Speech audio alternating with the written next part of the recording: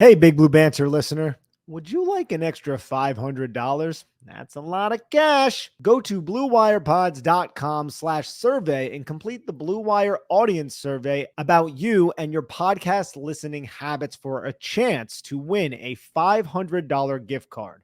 This survey will help create a better advertising experience for audiences and, in turn, help this show. That's bluewirepods.com/survey, where all you have to do is answer some simple questions for a chance to win $500. Make sure to read the full terms and disclaimer, plus complete the survey for a chance to win. bluewirepods.com/survey. The link is also in the show notes of this episode. Welcome back. It's the Big Blue Banter, New York Giants football podcast. I'm Dan Schneider, joined as always by my co-host Nick Filato, and today we're joined by a special guest, a reoccurring guest. It's Shawn Syed of Syed Schemes on Twitter, Stats and Schemes podcast now. It's the Ringers Philly special podcast. Wow, all sorts of things now, Shawn. You're writing for Sumer Sports, doing all sorts of things these days. I remember you from when you broke down the Vikings-Giants game from a couple years ago for us and made some unbelievable calls, including breaking down what that Vikings run game was going to look like against the Giants and pretty much pinpoint calling it. And that's what's great about watching so much film like you do, breaking it down and giving us the Xs&Os breakdown. You can find little things like that or big things like that end up coming true. That's what we're going to do today. The season is almost here, boys. We've got tonight, we're recording this on Thursday. We've got Chiefs-Ravens tonight. I'm extremely excited about that. Are you pumped for the season, Shawn? I am so excited. I love football just so much, but really I'm excited to be talking to you guys because, I get to go back to the motherland and visit that northern New Jersey area a few times a year. But talking to people from there, I miss it a lot. So I'm glad that we can go back and forth today. And here we are, Shawn. We're going to talk about it. And I know that you're not a Minnesota Vikings fan. And I remember you made that clear last time we had you on the podcast. But the Minnesota Vikings right now, they're in a weird state. They lost J.J. McCarthy. I feel like every time I see a Vikings fan on Twitter, they are incredibly negative. Now, how are they feeling? Are they snake bitten? What are the expectations?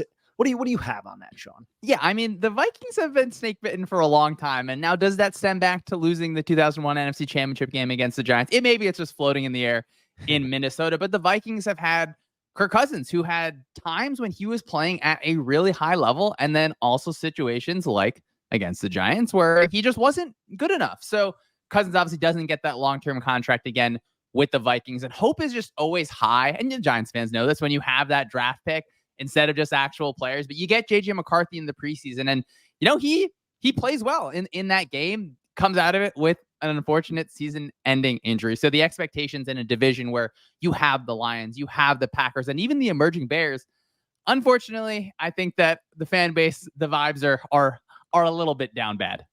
I think the vibes are actually pretty similar for the Giants and Vikings fan bases right now, but hopefully the Giants can turn things around and change those vibes. And maybe it starts this week because I think this is a pivotal game for both these franchises for 2024.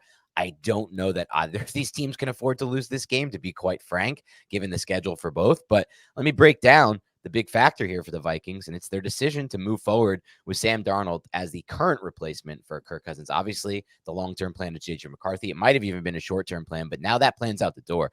So it's either Sam Darnold or Nick Mullins. Nick Mullins was a little bit exciting last season. Reckless, but exciting, I would describe his play, and Nick described it like that as well. But I want to know about Sam Darnold. How fast has he picked up this new system? How does his skill set fit what Kevin O'Connell likes to do? And what can the Giants expect? Like, will the Giants be able to get pressure on Sam Darnold? Will they be able to rattle him? We know in the past he's been rattled in that stadium, in MetLife Stadium, a classic "I'm seeing ghosts" quote. So what's going to happen in this game with Sam Darnold? To me, it feels like the decision was kind of made for Kevin O'Connell, where Darnold is really fully the guy this year. I think he's going to have a long leash too.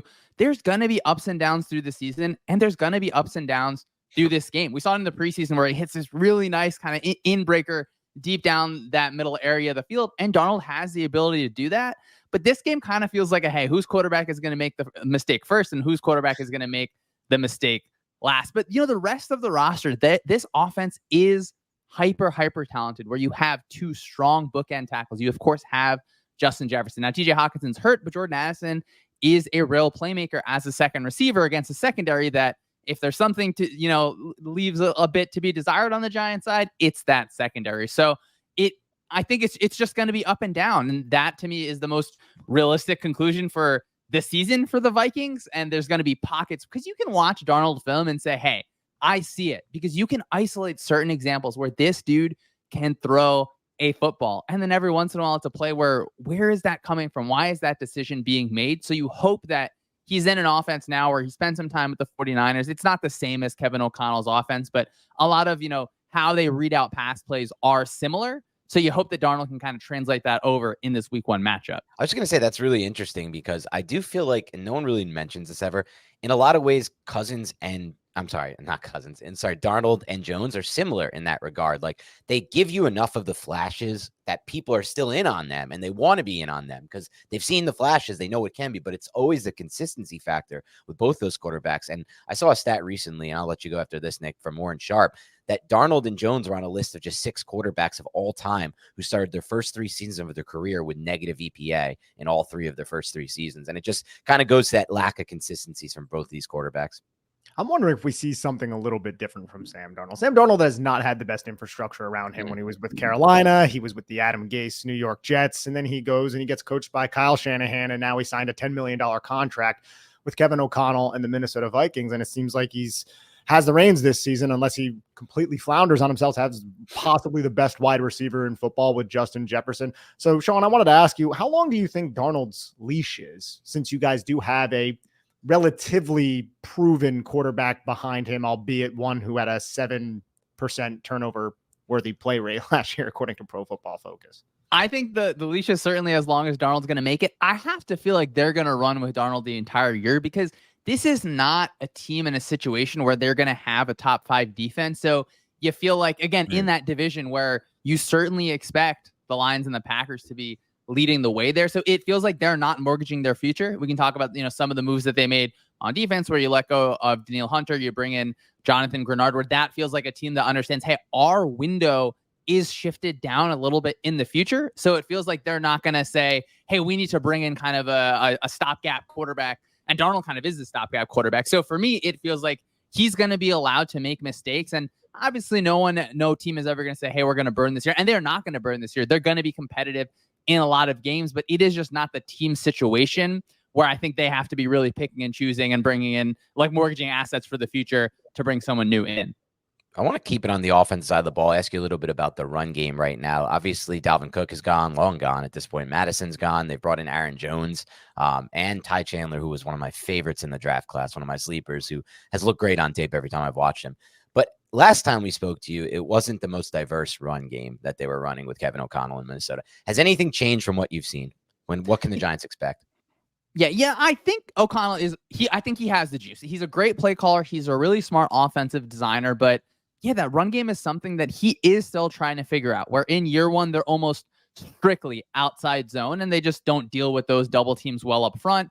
Year 2, they bring in some of that gap, that counter scheme look, but they were lacking a bit at that running back position. So this year, of course, as you said, you bring in Aaron Jones, who can run multiple styles, is good at attacking that edge of the defense and cutting inside of it. So sometimes the best run game is having a guy that is good enough to make you right.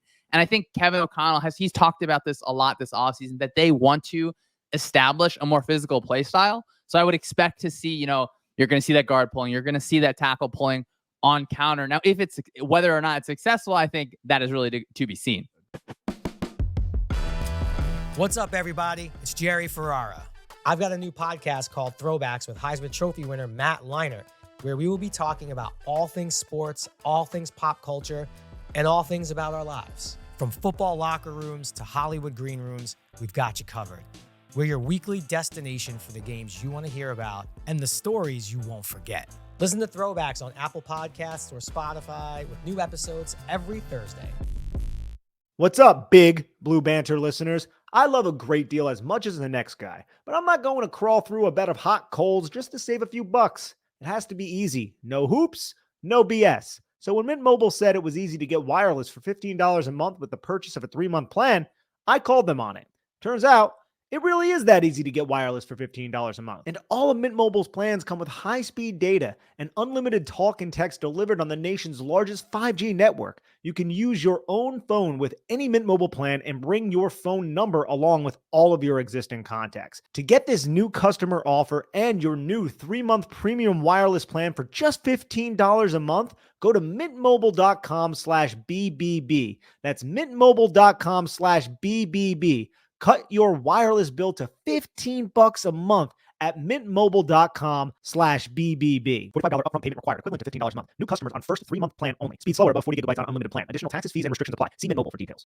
Now, you guys have the personnel for that with a player like Ed Ingram playing guard. I don't know much about Blake Brandel, this projected started left guard. Is he more of a physical brute type of offensive lineman or a little bit more of a finesse type? I think he's hopefully going to be able to do both because the Vikings offense really asks both of their offensive linemen where they, like Kevin O'Connell loves to pass the ball. There's nothing really to be said about that. But in the run game, you have to be able to be physical on those gap schemes. And I don't want to call zone blocking a finesse type of blocking, but it is a little bit different and is technical in a sort of different way. So I think the Vikings are really hoping for both from that left guard position and that right guard position, where the Giants may be kind of honing in on that right guard as a spot to attack in the pass game. Yeah, Shawn, in the past, when the Giants, really over the last 2 seasons, when the Giants have either won football games or been competitive in football games, including those against the Vikings, it's been because Dexter Lawrence has taken over games. And a lot of people who don't follow the league as closely think like, oh, the running backs, the wide receivers, they're the ones who make the difference. Really, in general, in the reality of the situation, when you watch the tape, you can see these interior players can really take over games. And I think if the Giants are going to win this game, that could be one of the paths, Dexter Lawrence taking over. Have the Vikings done anything on the interior to make you feel confident that they can handle Dexter Lawrence in this game? Well, I don't really think anyone in the NFL can handle Dexter Lawrence, so I feel like it's almost an unfair question. But like I said, that right guard position is something that Dexter Lawrence, I think he's been watching even more. Ed Ingram film. Dexter Lawrence has had a lot of fun against these Vikings, where he's had a lot of pressures against them. And yeah, the Vikings, they have those bookend tackles, which I'm really going to love watching, against Burns, against Thibodeau, from Christian Darrisaw and Brian O'Neill, because that is like a good on good matchup where sometimes the offense is going to win, sometimes the defense is going to win. But man, Dexter Lawrence, I really want to see that center sliding to Dexter Lawrence. You get 2 pairs of hands on him. But now do the Giants stunt off of that? Is it, Lawrence is going up the field and now Burns is coming on the inside on a stunt? That is something that I think is going to be really, really scary for the Vikings. So if there is a spot to look at where you can say, hey, I would agree, the Giants secondary, maybe not the best secondary in the league, but that defensive line is good enough to win you games. And, you can create one of 2 situations. Sam Darnold is erratic on early downs and you find yourself in 3rd and long, or the run game just isn't good enough and you get those same 3rd and longs where Dexter Lawrence can really pop off. Shane Bowen is going to be throwing those stunts and those twists and those simulated pressures, 4-man rushes that are a little bit disguised, a little bit creative, a little bit exotic. And with Dexter Lawrence specifically, he had 14 pressures in the 2 matchups back in 2022 against Minnesota. So best of luck to Garrett Bradbury, Ed Ingram, and Blake Brandel to try to contain him. But I'm also curious, Dan, how are the Giants going to employ Dexter Lawrence? I think on those early downs, we might see him at nose, but you're going to see a lot of like 4-eye Dexter Lawrence in 3rd and 6 plus situations with Brian Burns to his side, which is going to possibly dictate protection and really put one of those guards into an unfortunate position to try and kick out and handle Dexter Lawrence. How do you think KOC is going to attack or attempt to combat that front when you have Dexter Lawrence as a 4-eye with Brian Burns out wide? Because with Shane Bowen coming in as the defensive coordinator, you're going to see a lot of those Jim Schwartz wide 9 type of fronts in these passing situations. And I'm excited to see that, but I'm wondering how a team like the Vikings will attempt to combat that. I think it has to be your center is sliding to Dexter Lawrence every single time. If it's a 4-man rush, you obviously have 5 offensive linemen blocking the way there. You get 2 sets of hands on Dexter Lawrence, and you're hoping that you can lock those tackles up on Brian Burns on the outside, on Thibodeau on that other side. But yeah, my concern is really now when that stunt happens, are you able to pass that off? Because you really need to be keying in on Dexter Lawrence. But man, I mean, you Giants fans and all, you're always spoiled with good pass rushes over here, especially really when you get 3+ guys that can really, really make plays there. So I do want to also see when Bowen gets those simulated pressures where if you're having 2 players on Dexter Lawrence like that, and he's kind of like crossing the center's face. Everyone's following him. Now you have a linebacker going through that. You drop out one of those defensive ends. You can play 7 people on the back end in pass coverage while only rushing 4. But now you're one-on-one with the linebacker on a running back. And if I'm Aaron Jones, I want to be running routes. I don't want to be blocking the linebacker. So I think it's just going to be a really, really tough situation where, unfortunately, for Kevin O'Connell, you have to try and avoid those situations. I think that's the best way to combat it. But I think it's just going to be impossible that we're going to see some 3rd and 8s. And, that is something that can just swing the game in really either direction. Efficiency on early downs is going to be key for both the offense and the defense. Right. If the Giants can get the Vikings into 3rd and 6 plus situations, I'm going to be excited. I really want to see what Shane Bowen is going to do. I wanted to ask about the personnel packages for KOC's offense, because you look at Jalen Naylor, who was projected to be the 3rd wide receiver in 11 personnel. He came down with some sort of injury. Jordan Addison just got healthy again. He should be out there. There is no TJ Hawkinson. Do you think the absence of Jalen Naylor may dictate Kevin O'Connell to using a little bit more 12 personnel? And then I look at the depth chart and I see it's really just Josh Oliver and Johnny Munt. And then I think a young player, somebody I'm not even too familiar with. So how do you think Kevin O'Connell is going to employ 11 and 12 personnel with the current injuries and the current players that he has on his roster? That wide receiver 3 spot in an 11 personnel offense, it's a tough spot because you aren't getting the ball a ton. A lot of times you're just being asked to make really hard blocks and kind of dig out safeties, but the Vikings really, really like Jalen Naylor. And actually, I do think he is going to end up playing in this game. It seems like he was injured, and it seems like I think it was an ankle that he's really going to be able to bounce back from and play. So I do think that they're fine, even if Naylor isn't at full strength or is playing a low volume of snap, that they're fine just kind of going the roster. And I don't think they're going to have to get into 12 personnel a ton, but Kevin O'Connell loves Johnny Munt, particularly as a blocker. So that can be a situation for a team that, again, they're really trying to change the perception of them. They want to be known as a physical, hard-nosed team, which, I don't know, if I have Justin Jefferson out there, I just want to be known for him. I don't even care about it, but I can expect some situations where they get that second tight end on the field. They close one side of the formation and they get into that duo run where it is attacking right at you. We're going to have 2 double teams working vertical at your linebackers and see how physical you're willing to play all game. Yeah, that's the feel I've gotten as well, just from following a little bit of Vikings this offseason. They're trying to, I don't want to say like reframe their offensive mindset, but also just add a physicality. And maybe that's personnel based in Kevin O'Connell's mind with it, losing Kirk Cousins from this offense. That can't be understated. Like Nick and I are big fans of Kirk Cousins. We know like, it's funny because like we understand like the different levels of quarterback. Like when we say on this podcast we're fans of Cousins, Dak, and Geno, people listen to us like, are you kidding me? These guys don't win anything. And but we're like, you don't understand the drop off from those quarterbacks who actually process this game and get the ball out on time versus the ones who literally just leave you with 150 yards passing a game because they can't process. And so I'm not sold that Darnold is on that level either. So I think they might try to be a little bit more run balanced than they had been in the Kevin O'Connell. But let's say they're not, and let's say they lean on what they had. Justin Jefferson. The Giants have had some success in the past with Justin Jefferson during the Wink Martindale era, but they had to allocate a lot of resources toward defending him. I don't know. It's a speculation. Nick, you can correct me if you think I'm wrong. I don't think that's going to happen in this game with the new defensive system with Shane Bowen. I don't think they're going to be as aggressive in trying to limit Justin Jefferson. I think they're going to run their stuff and see what happens. How has Justin Jefferson looked so far this preseason?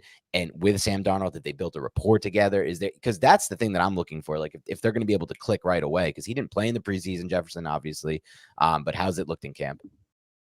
Jefferson, he got the new contract. I feel like that's really the only thing that matters for Vikings fans, for Justin Jefferson as a whole. And look, if I'm going to look at the players you see across the league, obviously, CeeDee Lamb holds out for a good amount of time. Jamar Chase holds out as well. We don't even know if Jamar Chase is going to play, though. I assume he will this week. I don't have any worries about Justin Jefferson. I think that I feel good with him as a receiver. And I think that Darnold is like, if I'm Sam Darnold and I'm looking at every single play, Justin Jefferson, he's just got to be someone that you're looking at all the time. And, for Shane Bowen, I really like some of his game plans to deal with the Chiefs offense when he was the Titans defensive coordinator, where it's a lot of, you're starting in 2 high looks, or you're going to roll one safety to Travis Kelce, or maybe you're going to roll the safety away from him when you know that he's going to be kind of running a crosser. So I think that Bowen's going to have a little bit of a different way to allocate more resources, where it doesn't just feel like, hey, we are like hardcore double teaming this player, like sometimes it was with Wink. So I'm interested to see. I think it'll be a fun tape to watch. But now the difference for the Vikings is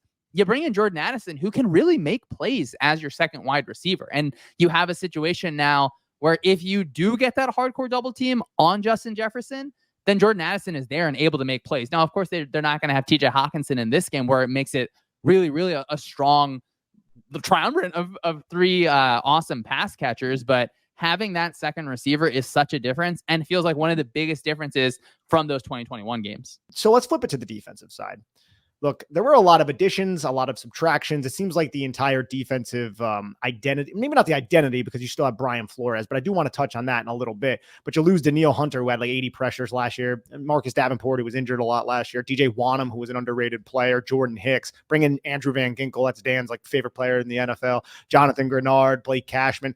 What is the feel, kind of the circle back to the initial question we asked about the defense and the additions and the subtractions, just because there's so many new faces here? Yeah, thinking back to, I misspoke I said the 2021 games, those 2022 games. Of course, I know everyone remembers the Giants playing well. In those, like the 2022 games from now, the defense is so different, where last year they were just really fun. Now, being fun and being great are two different things, and you could convince me that you'd rather just be fun than good. Where from a number standpoint, the defense like 20th in EPA, 22nd against the pass, actually 13th against the run. But numbers aside, it was just so unique, where right from week 1 against Tampa Bay last year, they're crowding the line. They're either rushing 6 players or they're dropping 8 players, and they're really forcing you to play the game on their terms. Even when they're coverage guys, they're just not top guys in the league. So I think Brian Flores deserves a lot of credit for taking a unit that you could easily come in with, that unit in the bottom, third or really bottom like 5 in the league, and making something out of it. So even some offenses like the Bengals, I think towards that middle part of the year, they did figure out how to attack the middle of the field. And then when you talk about some of the moves they made, bring in Andrew Van Ginkel, where I just love when a player has a role and then they fit it really well on another team, where you can play that outside edge piece, you can drop back in pass coverage. And I mentioned, Jonathan Grenard, where that feels like a smart decision for a team that is looking a little bit more ahead to the future, where I think Danielle Hunter is still a playmaker and he's going to have a lot of fun in Houston. But Grenard, you're making that bet that his future, and where he peaks is just going to look a little bit different than Danielle Hunter. And then, at that edge position, of course, adding Dallas Turner, where, when I was at the draft, I got to talk to Turner a little bit and talk about, you're an edge player that drops out into pass coverage so often. You're going to be asked to do that in the Flores defense. And he told me, he's like, look, I'm really comfortable doing it because I've been playing skill position for so much of my life. So I'm comfortable in space. So you have players that even with some roster turnover, you're comfortable in space. You're comfortable doing the different things that are asked of you, even for a unit that it might just look a little bit less weird this year, or maybe less extreme in some of those blitz numbers, where Flores kind of tries to rein that in just a touch. All right, Shawn, let's get into some X's and O's about Brian Flores. So last year, I found this stat, and I thought it was fascinating that he led the league in blitzing, which is no surprise. That's his identity. But he also led the league in 3-man rushes. There's more zone coverage used rather than man coverage, which is typically associated with Brian Flores. So how has the philosophy changed from his Miami days now that he was the Minnesota defensive coordinator for one season last year? Flores is, he's a fascinating study. I'm glad that you used that word. He goes to Miami. He's pressure heavy, but as you mentioned, that man coverage behind it, he throws in some zone there as a changeup, but I think he was really confident in his cornerback. So we get some of those just wild Dolphins-Ravens games where they have like 30 all-out pressures. And last year he did some of this, and I mean, he did this in Miami as well, where you got the whole entire line just crowded. And now it looks like you have 5 coverage players kind of on a straight line. And, it can play out like a kind of 2 deep, 3 under. It can play out like a 3 deep, 2 under. It really, it can play out like a 1 deep, 4 across. It really just matters depends on what the offense is giving you. And it's just not a hyper popular coverage in the league. So it was very, very unique, but really eventually all those coverages kind of, they become matchup propositions. And if you can't hold up on the outside, good luck. So that's why I think this year, maybe Flores feels just a bit better about some of those matchups, where last year he was certainly, I would say, less talented maybe on the outside, even though now we got some more injuries. They bring in Steph Gilmore. We'll see how much he has the tank. But again, I think that weird meter just comes down where he kind of had to be so extreme because he was really, really trying so many different things with a lesser defense. I have to think that he scales that back just a bit, where he's still going to show his personality. I see that there's a lot of 6-man fronts, a lot of crowding the line of scrimmage, a lot of press. It's very similar to the Pitt head coach, Pat Narduzzi, and that style. And then I saw a story written, I can't remember the author, by ESPN, that Brian Flores went to Pitt University and hung out with Taquan Underwood, who was a like a 7th-round pick out of Rutgers way back in the day. They were together though at New England, and he's a coach over there. And he really studied Narduzzi's defense and started implementing those philosophies into his own identity. And I'm wondering, with the personnel additions that they made this year, because I know you're a football savant and you know Pitt's defense, do you think that some of these additions will play into that Narduzzi style and maybe start to slightly change, similar to what we saw last year, slightly change what Flores does defensively? Yeah, that Narduzzi style where, some people call them hot pressures, where sometimes you're just dropping out like 2 defensive ends, and now it's just the 2 cornerbacks and that middle of the field safety playing that kind of 3 deep, 2 under. It's weird to watch and kind of think about, because again, so few defenses are really, really playing that. I do think, you have edges in Van Ginkel and then of course Dallas Turner that are really comfortable dropping out into space. I think that gives you the ability to be even a little bit more comfortable with those guys when you're 3 deep, 2 under. The pass coverage is not a lot of people down there. So you're expecting a lot from those edge guys dropping out. But then, with Grenard, a lot of times, you just want Grenard with his hand in the dirt, getting upfield as fast as possible. So sometimes the hope is that he doesn't have to lean into blitzes as much. Where again, I do think we're going to keep on seeing that. But it's not even like the film is out on Flores, because the film can be out and you can know exactly what's coming. When there's an unblocked rusher, right, you still have to deal with it. And he's able to create that. So I do think it gets scaled back just a little bit. And Flores has kind of talked about it a little bit. Hey, we got to do ourselves scouting. We got to see what worked, see what didn't work, which of course every coach is going to do. But I am excited about particularly Van Ginkel and Turner as those kind of low underneath players in that 3 deep, 2 under kind of look. I have a couple more on the Flores situation. I just think this is the most fascinating aspect of this game. Brian Flores versus Daniel Jones. To me, it's going to determine the entire game.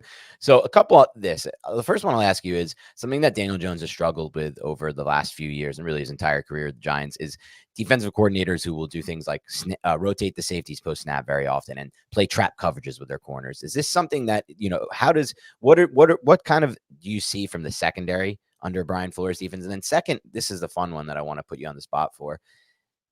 If you were Brian Flores, let's say Brian Flores, you came in right now tomorrow, Shawn. Brian Flores was sick, but it's still his defensive system. You were working under him this entire summer. You have to call the plays and you have to devise a game plan. How would you devise a game plan to stop Daniel Jones as a quarterback, given the talent the Giants currently have at wide receiver, running back, and the offensive line? I think in terms of that first part of the question, he likes to move things around on the back end. He wants to make things really look the same often. And then, hey, we're going to jump out into a different look. And, if I have the Flores play sheet, I feel like a lot of this one is Daniel Jones can beat himself. And you have to decide as a defensive coordinator here, hey, do I need to create pressure, or is pressure going to kind of create itself? Where Daniel Jones, his pressure to sack numbers are not always enviable. This is, of course, an offensive line that unfortunately is going to be, and I think, in a negative matchup a lot of the times this year, of course, outside of Andrew Thomas, who we all love. So I think early on, maybe we say, hey, let's actually just go with the 4-man rush and kind of see, because if you can create pressure with 4, I mean, the game's like really over at that point. So I think you mix it in a little bit where early on, you have to at least bring pressure once, I think, to really make the offense feel like it's coming, and you can get those offensive linemen kind of just off tempo just a little bit. So I do, lean into say, hey, like, let's just pressure these guys, because I think Malik Neighbors is a stud. He's obviously a receiver that, a lot of teams in the NFL had him as their number 1 receiver. He's also a rookie. So, what are the expectations there? Where I feel like I'm comfortable in this game saying, we're going to blitz you all out. If you beat us once, great job. Go ahead and do it again. And obviously, it's a game flow thing, and we'll see how kind of the Vikings offense is matching up with the Giants defense. But I think I'm just pressing the pressure button until it breaks. I feel like I'm talking myself into it more and more now, where even if the Giants have like a high time to pressure, where it's not just happening as quick pressures over and over, you're going to find situations where the defense is going to be a plus, unless Daniel Jones figures out kind of how he deals with pressure. You're going to see that tight end screen be run then to Theo Johnson. It's going to be thrown at you, Shawn. You're going to see it. Also, man, we touched on this a little bit. The 3-man rushes and dropping 8 on the back end is something that came up in a few games that I went over. I think one of the Detroit games, there was a sack on Brock Purdy. So I wanted to just kind of pick your brain. Is that a tactic used by Brian Flores when he's sending pressure, drop 8 with a twist? Like, how does he really incorporate that? Because again, I believe the Vikings last season led the league in 3-man rushes and also led the league in blitzes, really varying it up on both sides of the spectrum. Yeah, exactly. He was like, hey, we're blitzing 3 or we're blitzing seemingly everyone. So I really think Flores is just great at manipulating the pass protection and forcing you to get into some of your kind of like default checks on the offensive line. And look, the defense has more players than you can block. They can put 11 players on the line and they're going to have one more than you can block because the ball's got to get snapped to the quarterback. Now, that might not be a sound theory of defense, but Flores consistently makes sure that he is +1 on rushes, which forces the quarterback to speed up. And then his interior rushers are going to kind of slide out and, just pop back into pass coverage, because if the offensive line is sliding at you, the defensive line sometimes says, hey, you know what? Let's just go back into pass coverage. So they have those kind of read pressures where even when it ends up as a drop 8, where that is kind of by design, where we really want to make the offense feel like it. We want the offense to check into their one-on-one protection. And we've sent blitzes enough that you're going to feel like it's coming. And now when we fake it, we get that one-on-one outside on the edge, even when we rush through. So I think that's a really, really special thing that Flores is good at. But you only access that if you are actually, sending guys enough that interior offensive line feels like, oh, man, I got 2 linebackers coming at me. I'm going to have to back up instead of just going to work on the outside. One thing that's interesting about this matchup is that for the first time, at least in our, with the Giants, Brian Dable will be calling the plays. And that's something Mike Kafka has done in the past. And I read an article or a quote today, basically said on the back of his play sheet, this is something Saquon Barkley used to love. And even though he didn't call the plays there, he just, was part of the game plan. He would have just like a section for each playmaker, like a Barkley section. He'll have a Neighbors section. I want to know, like looking at this Vikings defense personnel wise, is there any one player on this defense the Giants can pick on in this game and take advantage of, whether that be a linebacker in pass coverage for someone like Tyrone Tracy or, one of these corners on an island? Yeah, choose your cornerback. Because again, Steph Gilmore, I think he's a cornerback that I have so many fond memories of Steph Gilmore. Yeah. Find out what he has. And if not, go to the other side, and whether it's Shaq Griffin or whether it's just, other people kind of rotating in at those positions, where I do kind of like the secondary between, obviously Harrison Smith's at a different point in his career. They use Josh Metellus in kind of like a big safety sort of role. Cam Bynum, I think, has been fun to watch kind of continue to grow, but this is not a secondary where you should feel threatened, particularly if you're Malik Neighbors, where, hey, let's get the Malik Neighbors offensive rookie of the year campaign going from week 1, because a lot of these coverages, I think if you have, 2 receivers to a side, that inside receiver running straight at the safety, now you're in such a true one-on-one on the outside where I'm just going to take Neighbors every time. Of course, I think Gilmore will get some of him, especially if Gilmore's kind of pressed up on him. I want to see, is Neighbors able to kind of get off that press, where he can certainly do that. He's a big guy. But yeah, let's press the Malik Neighbors button. I think that's a situation that I don't want to make it sound that simple, but it's a matchup league over and over, from week to week, from game to game, every single season. And you hope that Neighbors emerges as a guy that is just, in the Giants Hall of Fame, and, start the campaign now. Let's start the campaign now. Absolutely love it. I think the campaign was already started. We're just going to be honest here. Now, the Vikings had 3 safeties last year play over 1,000 snaps with Harrison Smith, Josh Metellus, and Cameron Bynum. Are Bynum and Metellus, are they more cornerback-like? Because I look at the Giants if they roll out 11 personnel and Brian Flores matches that with 3 safeties, I think some of the players in that 11 personnel package, specifically, if we're going to exclude Neighbors, Jalen Hyatt and Wan'Dale Robinson, they're shifty enough, or they just have that type of verticality and that explosiveness that can take advantage of typical safety. So what's the skill set of Josh Metellus and Cameron Bynum when it comes to whether it be man coverage or just matching up against a shiftier type of receiver? Yeah, for the secondary, sometimes it was almost weird to watch on film last year, because it was like a matchup, kind of man, kind of zone coverage that was really, really changing based on how the snaps were going for the offense. I think that, again, Cam Bynum, it's just been fun to watch him kind of grow into this role where he feels like maybe more of just a coverage player overall. Of course, Harrison Smith, just a legend at a different point in his career. I think when they want to go a little bit more kind of coveragey, you'll see Byron Murphy in the slot. Of course, they lost Mekhi Blackman for the entire year for an injury, but a guy like Josh Metellus is part of, he's just a guy I really just love watching him play football, because overall, and then for Metellus in particular, these are guys that want to play fast and want to play physical, where I think that, a few years ago, you would have loved to see Lewis Seen in this kind of role, a player that can do that. Things, of course, didn't really mesh there. He played a bunch of special team snaps, of course, had an injury early on in his career. It's just an unfortunate situation for the Vikings whenever you have an early pick kind of does not turn out like that. But still, this group is one that I think that by nature, a particular Metellus is that kind of fast and physical guy, but Flores gets them to play like that as well. It's going to be interesting to watch this defense because I just think that style is going to be. We're going to learn a lot about how this Brian Dable called offense with Daniel Jones right now, with the hopefully improved offensive line, can function with all that pressure and with all that intensity from that side of the ball. It's going to be very interesting because I feel like from a personnel standpoint, this Vikings defense can be got.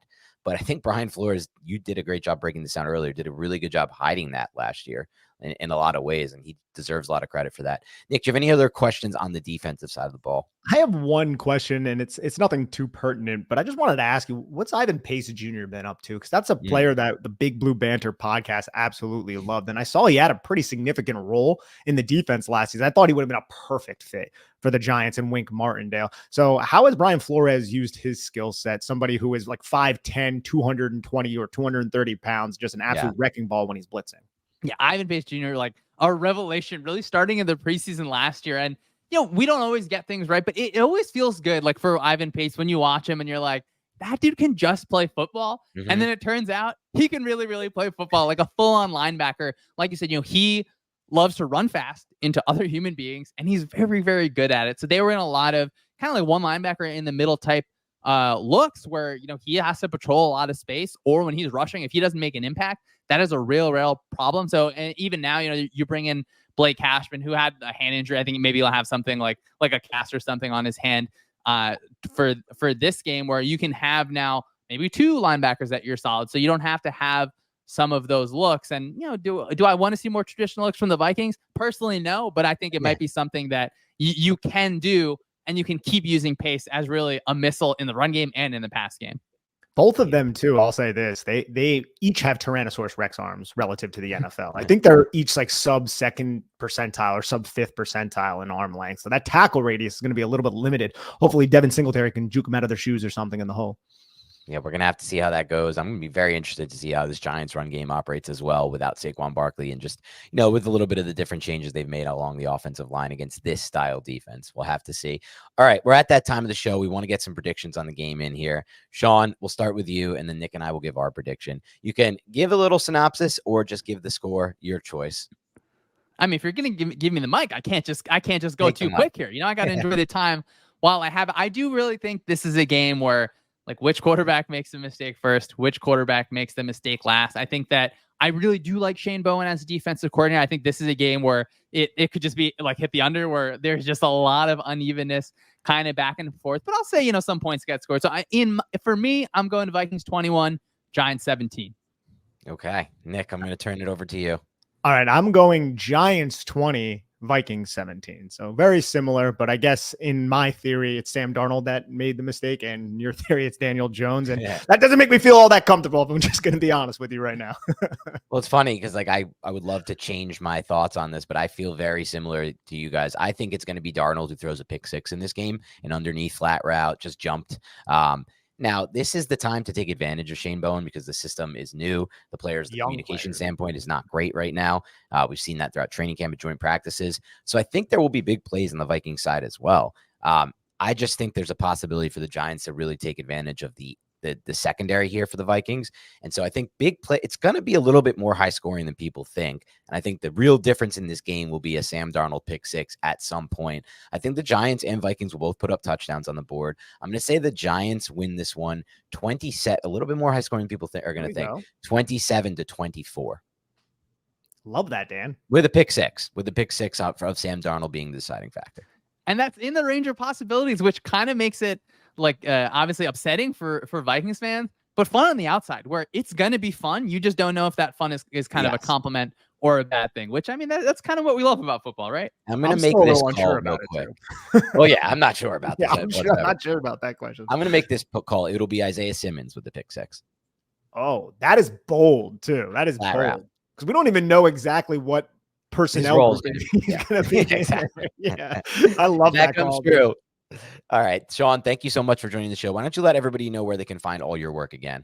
Yeah, appreciate it so much. You can find me on Twitter at Side Schemes, doing all 22 breakdowns all year, on the Stats and Scheme podcast, talking about film and data, on the Ringers Philly Special podcast. I know how much everyone here loves the Philadelphia Eagles, and I'm going to have weekly columns up this year on sumersports.com, so head up on over there, press refresh a few times, just boost my numbers so I can come back here and do fun things like this. Exactly. And I know a lot of people after we had Shawn on the first time said, oh, I followed him on Twitter. It was immediately an amazing choice. Like he's breaking down the film. You get so much good content there. I'm like, yeah, and it's all free. So just check it out and then follow his other stuff because that's where he's making the money. It's not just all off Twitter, as everybody knows. But Shawn, you do amazing work. We love having you on. Thank you for breaking down this Vikings game for us. And have a great rest of your week, man. Thanks so much, guys. Really appreciate it.